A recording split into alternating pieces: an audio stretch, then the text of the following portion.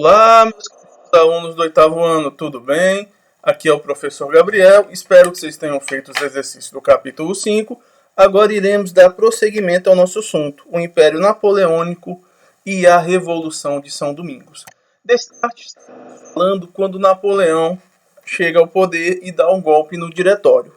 Ele se torna cônsul vitalício a partir de 1802, ou seja, ele vai ser cônsul até ele viver. Posteriormente se coroou imperador na presença do Papa Pio VII, em 1804. Vai enfrentar a segunda coligação com as forças europeias, onde vai vencer e vai pôr a paz de Ems, em 1802. Vai começar um processo de saneamento do Estado francês e vai reorganizar administrativamente a máquina pública francesa. Destarte, ele elabora uma nova Constituição, onde elabora um Código Civil napoleônico para valer para a França e para os estados vassalos.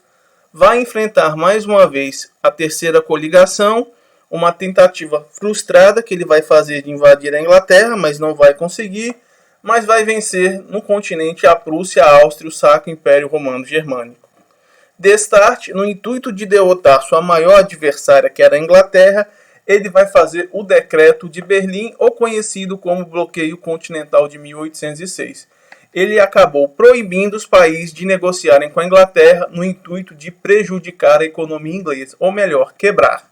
Porque se ninguém compra os produtos ingleses, para quem que eles irão vender? Justamente para o Brasil. Aqui é um exemplo de uma foto de Napoleão, depois da sua morte, ele num cavalo, ele era um grande general e seu mito militar até hoje é abordado, mas é muito interessante. Logo, aqui é um momento que ele é coroado, que ele toma a coroa das mãos do Papa e ele mesmo proclama-se imperador. Eram atos simbólicos que tinham um grande peso na estratégia do general. Destarte, Napoleão vai fazer a Rússia assinar um tratado chamado Tratado de Trips, onde obriga ela a não comercializar seus cereais com a Inglaterra. Mais uma vez as potências europeias vão se unir e Napoleão vai vencer a quarta e a quinta coligação. Destarte, no intuito de proibir a Espanha de negociar com a Inglaterra e pressionar Portugal, ele invade a Espanha e depõe o rei Fernando VII, colocando seu irmão José no seu lugar, onde ele governa de 1808 até 1803. A Espanha vai ser um sério problema para Napoleão, porque lá vai ocorrer a Guerra de Guerrilha. Foi uma guerra tão intensa que vai exaurir os cofres franceses. Napoleão chamava isso da maldita questão espanhola. Tem um filme muito interessante que fala sobre isso, de um pintor, As Sombras de Goya. Quem quiser ver no YouTube é só procurar, digite As Sombras de Goya. Ele relata esse período do domínio do rei José.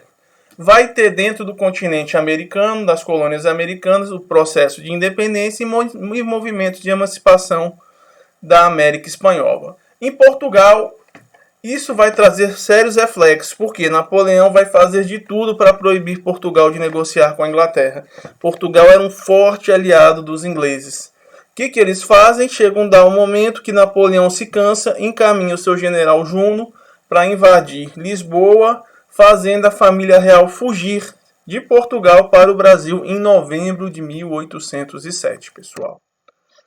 Logo, o czar Alexandre I vai desrespeitar o Tratado de Tis, porque estava com seus estoques abarrotados de cereais e precisando de produtos ingleses, e volta a comercializar com a Inglaterra. Isso vai gerar uma forte repercussão para Napoleão, que vai reunir o exército francês e dos aliados com 600 mil homens para invadir a Rússia.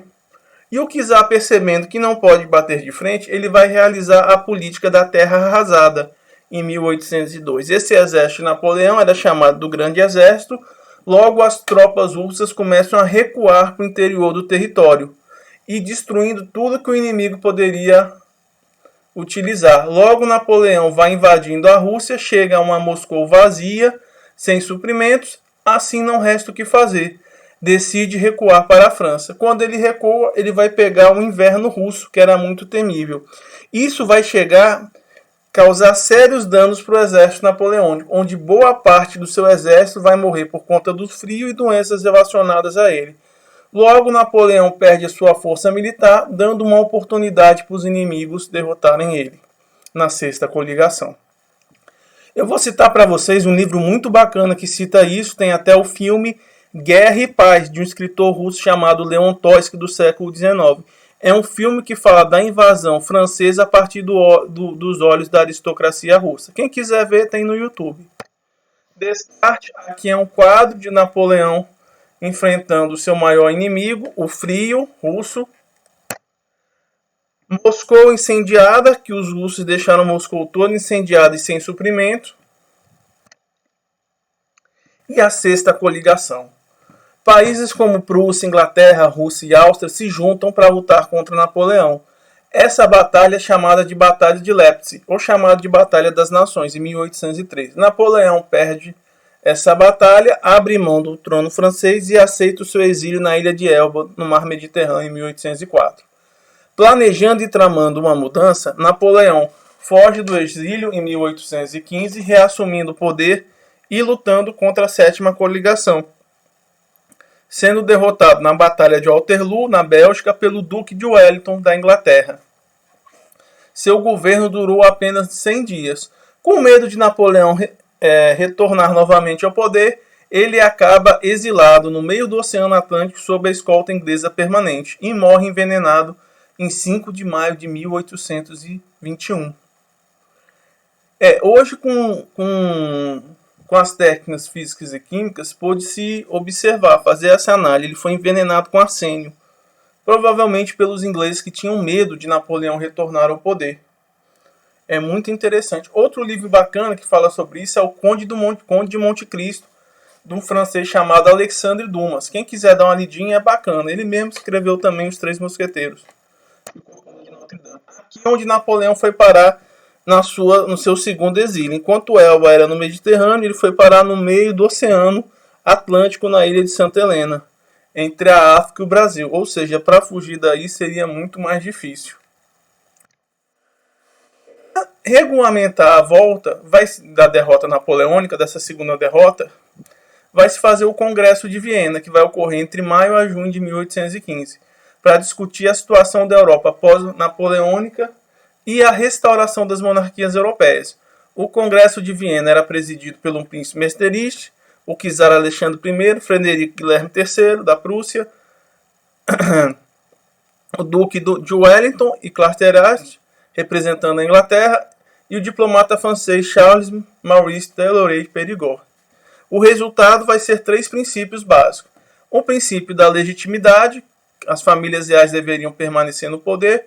O princípio do equilíbrio, para nenhum país conseguir ter uma preponderância sobre o outro. E a criação da Santa Aliança. O que era a Santa Aliança? Era uma união militar das monarquias europeias para tentar manter a ordem e a sobreposição do antigo regime. Esses países todos vão aderir, menos a Inglaterra, que já era uma perspectiva de monarquia constitucionalista e não absolutista. Uma caricatura da época referente ao Congresso de Viena, mostrando os países dividindo a Europa em vários pedaços e disputando os seus nacos. E a restauração pós-napoleônica, de 1815 a 30. O que vai acontecer? Luís XVIII, irmão de Luís XVI, ele vai reinar entre 1814 e 24. O que acontece com o filho de Luís XVI? Seria Luís XVII. Ele vai morrer. Logo, Luís XVIII, ele vai dividir o legislativo em 2 partes. A Câmara dos Pares, que era vitalícia hereditária, uma espécie de Senado, e a Câmara dos Deputados, eleito por voto censitário. Depois dele, quem vai reinar vai ser Carlos X. Ele vai ter a oposição de Luís Filipe e vai passar por alguns movimentos. As Jornadas Gloriosas e a Revolução de 1848, conhecido como Primavera dos Povos. Dentro desse contexto, o que isso vai influenciar o Império Colonial? Dentro da França, a gente observa, por exemplo, os espanhóis chegaram na região do Haiti por volta de 1492, dando o nome de Ilha Espanhola, que era Haiti mais República Dominicana. Os franceses passaram a ocupar a região e reivindicaram a soberania em 1697, sendo reconhecido pela Espanha e fundando a colônia de Santo Domingo. Os franceses desenvolveram a cultura do café, do anil, cacau e algodão, e a sua principal atividade era a cana-de-açúcar, exportando 35 mil toneladas de açúcar bruto, aquele mascavo, e 25 mil do açúcar branco na segunda metade do século XVIII. Lá existia uma mão de obra predominantemente escrava. E o que vai acontecer? No embalo da Revolução Francesa, em 1791, a Assembleia Constituinte Francesa aprovou a igualdade de direitos para toda a população de Santo Domingos, mas manteve a escravidão. Os negros se reuniram e se revoltaram contra as péssimas condições de vida, atearam fogo nas plantações e mataram os proprietários, iniciando uma rebelião no Haiti. Logo, quem vai liderar vai ser François Dominique Toussaint Louverture, que era um ex-escravizado que liderou o levante e organizou um exército disciplinado. Em 1801, Napoleão enviou tropas para restabelecer a ordem no Haiti, capturando e executando Toussaint e Louverture. Em 1803, um ex-escravo, Jean-Jacques Dessalines, vai continuar liderando o movimento, expulsando as tropas francesas e declarando a independência do Haiti em 31 de dezembro de 1803. Dessalines se torna o primeiro chefe de Estado e coroou-se imperador do Haiti em 4 de outubro de 1804 até 1803, quando foi traído e assassinado. Essa revolução é muito importante porque os escravos tomam de conta do poder e matam os brancos.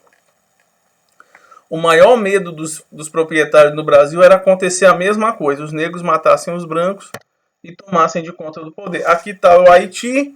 O Haiti é muito conhecido pela sua pobreza e sua instabilidade política. Inclusive, teve uma missão de paz que o Brasil liderou sob o comando da ONU, capital Porto Príncipe, que divide do lado com a República Dominicana.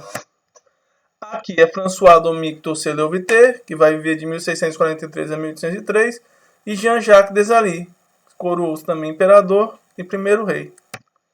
Então, pessoal, espero que vocês tenham gostado. Se dúvida, entre em contato comigo. E um abração do professor Gabriel, pessoal. Tchau!